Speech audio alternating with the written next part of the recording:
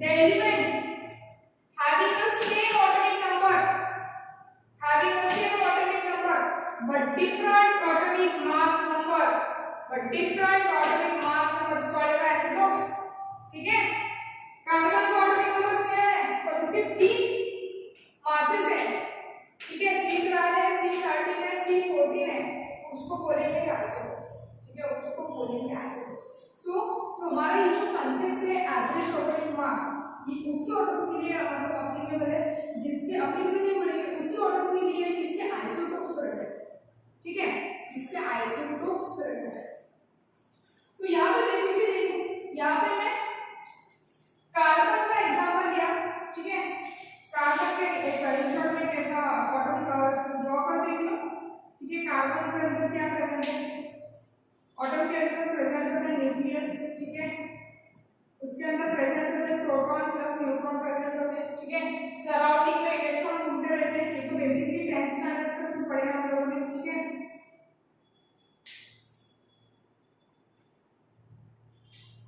एक दो तीन चार पाँच. ठीक है, 1 2 3 4 5 है. इसे कार्बन का 6 है ना, तो पता है, बेसिकली पता है. ठीक है, अभी एवरेज एटॉमिक मास में बोला गया है. ठीक है, आपने कभी ऑब्जर्व किया है, मतलब आपने कभी ध्यान दिया है कि कार्बन का एटॉमिक मास मतलब 12 ही क्यों होता है. उसका एटॉमिक मास 7 क्यों नहीं होता है, 10 क्यों नहीं होता है, 15 क्यों नहीं होता है, 25 क्यों नहीं होता है, 100 क्यों नहीं होता है, 105 क्यों नहीं होता है. उसका एटॉमिक मास 12 ही क्यों होता है. उसके पीछे का रीजन है उसके आइसोटोप्स. आइसोटोप्स की वजह से कार्बन का एटॉमिक मास 12 होता है. ठीक है, एटॉमिक मास 12 होता है. ठीक है, अभी यहाँ पे बात करेंगे average atomic mass. Average atomic mass मतलब क्या होता है. ठीक है, देखो, average atomic mass of any element is the sum of the masses of its isotopes. Is the sum of the masses of its isotopes each multiplied by its natural abundance.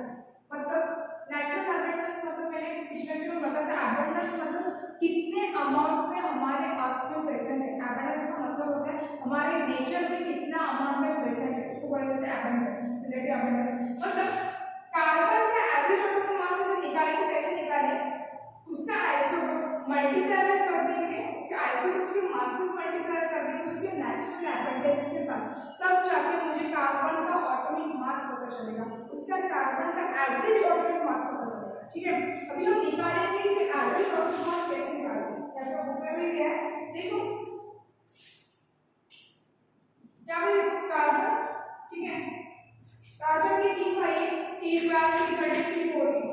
ठीक है, carbon का average atomic मास कैसे निकालते हैं, हमें basically पता है. अभी फिलहाल आज के डेट में हमें पता है कि कार्बन का आइसोटोप मतलब एटॉमिक मास होता है 12. ठीक है, 12 होता है. और उस जमाने में ये सारी चीजें पता नहीं थी, इसलिए वो आइसोटोप्स के मासेस को मल्टीप्लाई करते थे नेचुरल abundance के साथ कितने अमाउंट में प्रेजेंट है, तब जाके वो कार्बन के मतलब किसी भी एलिमेंट के वो किसी भी एटम के वो मासेस निकाल सकते थे. ठीक है, उन्होंने फॉर्मूला दिया था. देखो कार्बन 12 है. ठीक है, कार्बन 12 का एटॉमिक मास कितना है, 12 है. ठीक है, 0.00 दिया है. पॉइंट के बाद जो वैल्यू में काउंटिंग करूंगी सिंपली लिखूंगी 12. ठीक है, 12 यू लिखूंगी.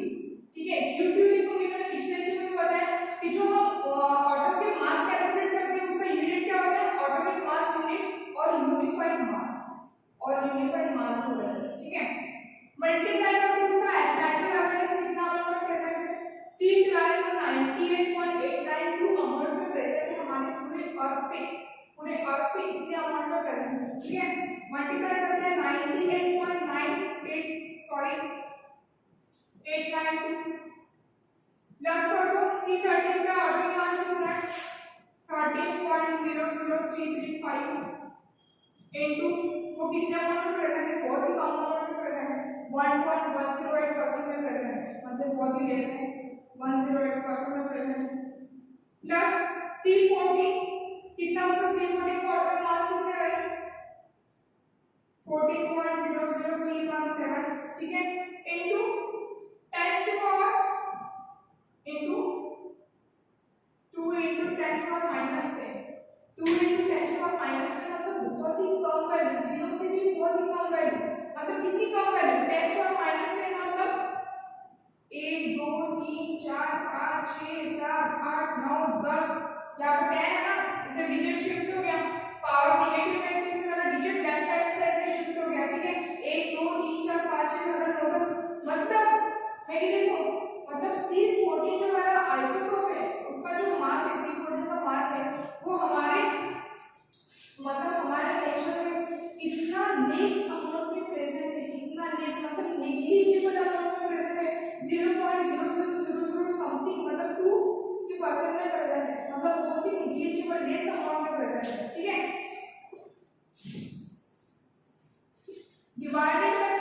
कैलकुलेट करते हैं, ठीक है। अगर आप इसको कैलकुलेट करेंगे, कैलकुलेट करोगे तो इसका आंसर आएगा 12.011 न्यू, ठीक है, 12.011 न्यू।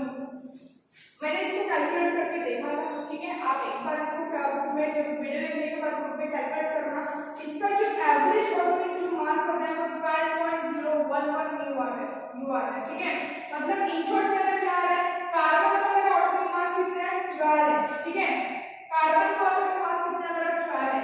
कैसे आता है, उसके आइसोटोप्स की वजह से आता है, उसके आइसोटोप्स की वजह से आता है, ठीक है। कार्बन का ऑटोमिक मास हम कैसे भी हमने 12 करके ऐसे नहीं बोल दिया, हमें हवा में नहीं बोल दिया कि कार्बन का ऑटोमिक मास 12 करके, ठीक है। 10 भी रह सकता था, 20 भी रह सकता था, 25 भी रह सकता था, और उसका ऑटोमिक एवरेज ऑटोमिक मास 12.011 कैसे आया, उसके आइसोटोप्स की वजह से आया, उसके आइसोटोप्स की वजह से आया। मतलब कार्बन के 3 भाई थे, वो 3 भाई हमारे नेचर में प्रेजेंट थे, उसके मास में मैंने उसको मल्टीप्लाई कर दिया अबंडेंस के साथ, तब जाके मुझे कार्बन का एवरेज ऑटोमिक मास मिला 12। मतलब इन शॉर्ट हम क्या बोलते हैं, 12। मतलब कार्बन का एवरेज ऑटोमिक मास कितना है, 12, ठीक है।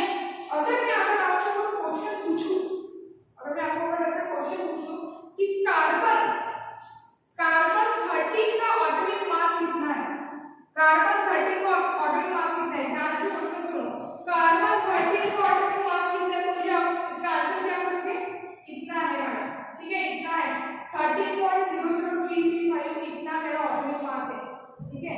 कार्बन 13 का ऑटोमिक मास कितना है, ठीक है। अगर आपको क्वेश्चन पूछूं कि कार्बन का एवरेज ऑटोमिक मास कितना है, कार्बन का एवरेज ऑटोमिक मास कितना है, इतना है। मेरे क्वेश्चन को ध्यान से सुनो, कार्बन का ऑटोमिक एवरेज ऑटोमिक मास कितना है, 12.011 यू। कार्बन 13 का अगर मैंने पूछा तो उसका ऑटोमिक मास कितना है मैंने पूछा, तो इसका आंसर ऐसा करो, ठीक है।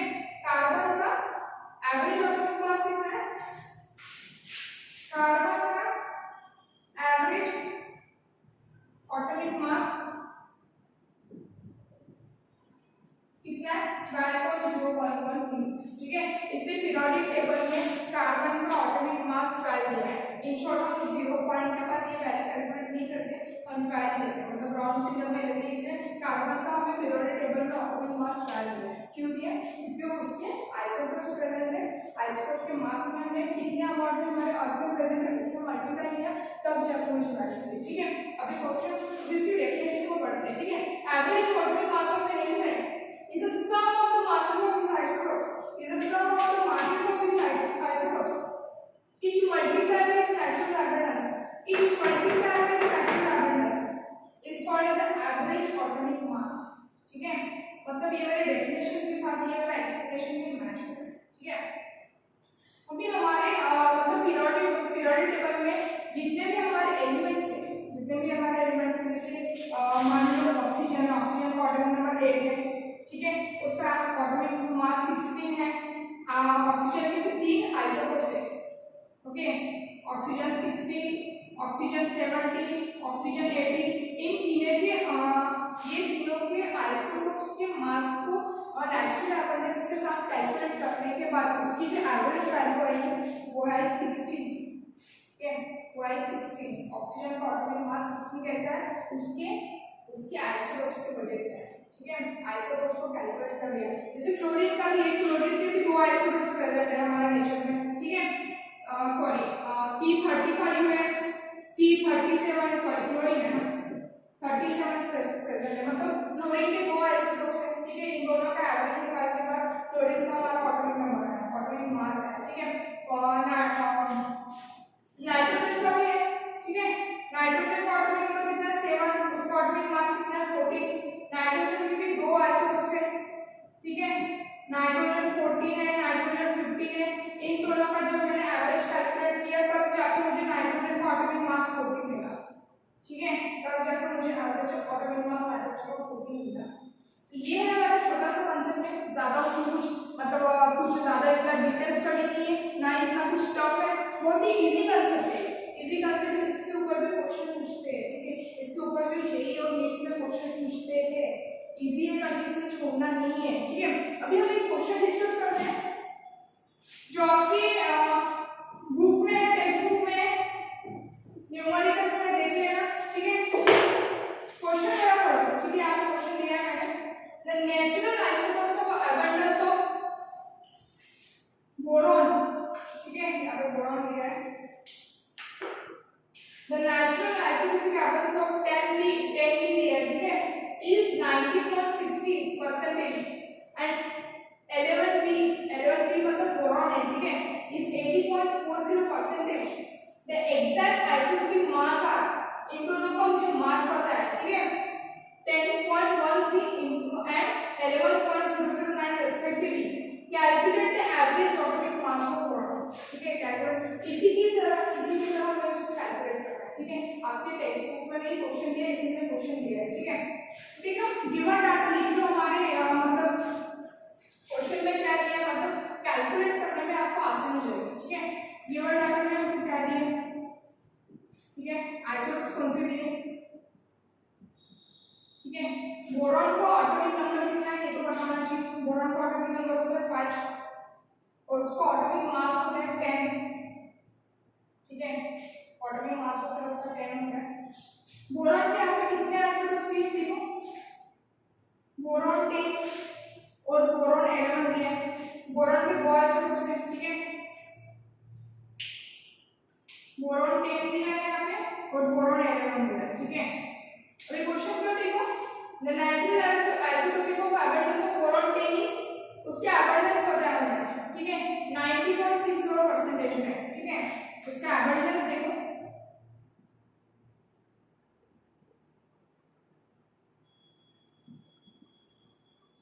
ठीक है।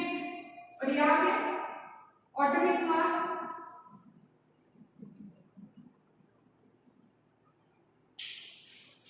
बोरॉन के 2 आइसोटोप्स दिए, यहाँ पे गिवन डाटा में भी दिया है, ठीक है। नेचुरल एबंडेंस कितना अमाउंट में दिया है मुझे, बोरॉन 10 का कितना दिया है, 90.60% में दिया है, ठीक है। बोरॉन 11 कितना दिया है मुझे, 80.40% में दिया है, ठीक है।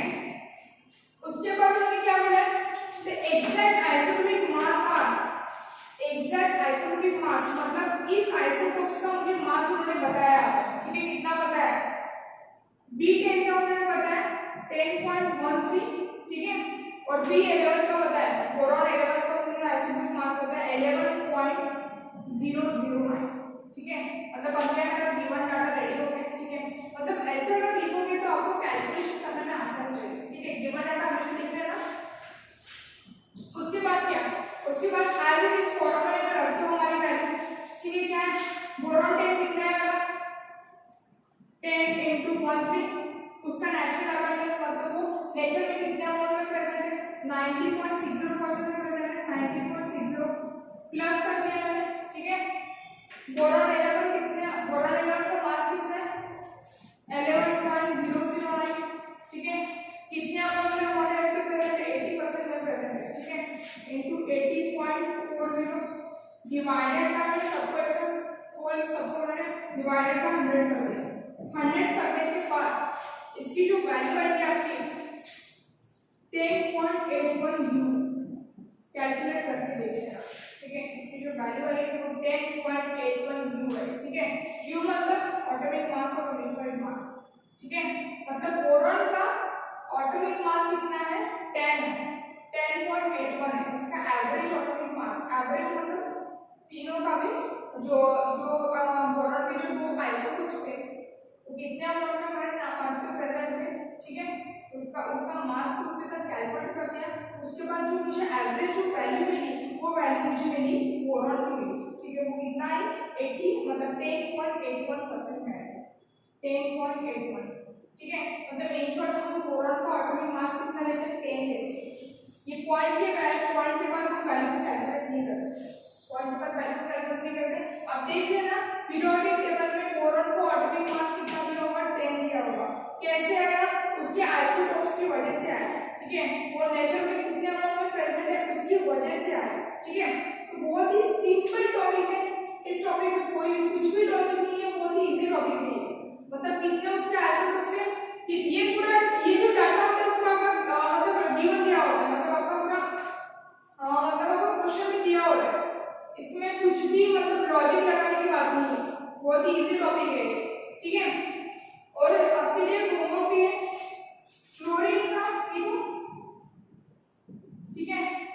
क्लोरीन के दो आइसोटोप्स है, क्लोरीन को एवरेज एटॉमिक मास कितना आता है ये फाइंड आउट करके आना है, ठीक है। क्लोरीन के दो आइसोटोप्स है, क्लोरीन का 17 है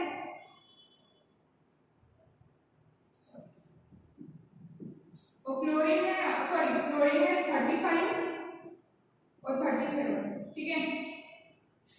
35 और 37 ये क्लोरीन के आइसोटोप्स है और नेचर में कितने अमाउंट में प्रेजेंट है ये भी फाइंड आउट करना है, ठीक है। कितने अमाउंट में प्रेजेंट है इसका कैलकुलेट करके देखना और एग्जैक्ट देखना कि क्लोरीन का एटॉमिक मास कितना आता है, ठीक है। उसी तरह नाइट्रोजन का भी लेना, नाइट्रोजन का एटॉमिक मास कितना होता है 14 होता है। नाइट्रोजन के दो आइसोटोप्स है N14 और N15, ठीक है। इनका भी नेचुरल एलिमेंट है जिसका वो हमारे अर्थ में कितने अमाउंट में प्रेजेंट है, ठीक है। और इसके आइसोटोप्स मतलब आइसोटोप्स की मासेस देखना, कैलकुलेट करके देखना और तब जाके आपको पता चलेगा कि नाइट्रोजन का एटॉमिक मास 14 क्यों है, ठीक है। 14 कैसे आएगा। तो ये दोनों के एग्जांपल है, हम दोनों भी छोटे क्वेश्चन है, ये घर में सॉल्व करके देखना, इससे आपके जो मतलब कुछ भी डाउट्स होंगे क्लियर हो जाएंगे, ठीक है। तो आज के लिए इतना ही है। इसके बाद हमारा जो नेक्स्ट लेक्चर होगा वो मोलर मास और फार्मूला मास के ऊपर होगा, ठीक है। मॉलिक्यूलर मास और फार्मूला मास के ऊपर होगा। मॉलिक्यूलर मास मतलब क्या होता है, फार्मूला मास क्या होता है, हम कैसे कैलकुलेट करते हैं, उसके लिए मैं आपके टेक्स्ट बुक के जो न्यूमेरिकल्स में होंगे एक्सरसाइज में जो न्यूमेरिकल्स दिए वो भी लूंगी सामने की वजह से, जिसकी वजह से आपके पूरे डाउट्स क्लियर हो जाएंगे। और हमारा लास्ट जो टॉपिक होगा वो मोल कंसेप्ट, इसके बाद हमारे ये चैप्टर यहीं पे एंड हो जाएंगे, ठीक है। सो आज के लिए हम इतना ही लेंगे। सो प्लीज गाइस अगर मेरा आपको वीडियो में प्लीज अगर अच्छा लगा तो प्लीज लाइक करिएगा, शेयर करिएगा एंड थैंक यू।